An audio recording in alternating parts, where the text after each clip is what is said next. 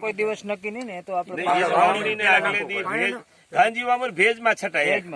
આપણે કે આપણે વાવવું છે બરોબર ઘનજીવામૃત, એટલે કે આપણે ઉનાળામાં વાવવું એટલે કોરામણી આપણી વરી જાય ને એટલે પછી આપણે વાવી શકીએ. ભેજ આવી જાય પછી આપણે ભેજ આવી જાય જમીનમાં. આપડે કપાસમાં ફાલ ફૂલ આવે આપણે ડીએપી યુરિયા નાખતા હોય રાસાયણિક કરતા હોય નથી આવું સામાં વાવતા બીજી વખત પછી પાછું ગાંજીવામૃત નાખી દો. હા અરે એની જેવું જ કામ કરે. એક પાક લઈએ એટલે 2 વખત ગંજીવામૃત વાપરવાનું.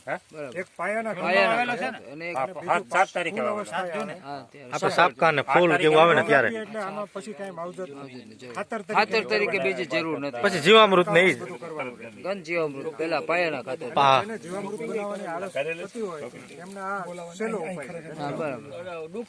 થોડી ખાતર લઈને બનાવી નાખીએ.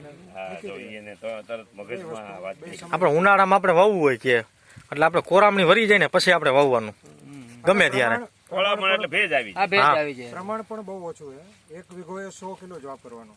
આપણે નવા ખેડૂતને પહેલી શરૂઆત કરતા હોય તો 200 કિલો વાપરીએ, પણ પછી 100 કિલો વાપરવાનું એટલે જાજુય નથી. પાયાનું અને 100 કિલો ફૂલ અવસ્થા. ફૂલ અવસ્થા 200 કિલો જોઈએ 1 વીઘા. 1 વીઘાએ 200 કિલો હવે એકદમ ઓછું એટલે એ કઈ બહુ એટલું જતો ન કહેવાય. નથી, એટલે બિન ખર્ચાળ છે. એક આપણે ઘીરે ગાય એક જોઈએ એટલે હંધુય થઈ ગયું એમાં કાંઈ લેવા જવાનું કાંઈ. હા એક ગાય જ આમાં રહી શકે. ખાસ ઈ જોઈએ આપણે કે આનું પસંદ લગભગ ગુલાબી ઈયળ આવી ગઈ છે અમારા પ્રફુલભાઈના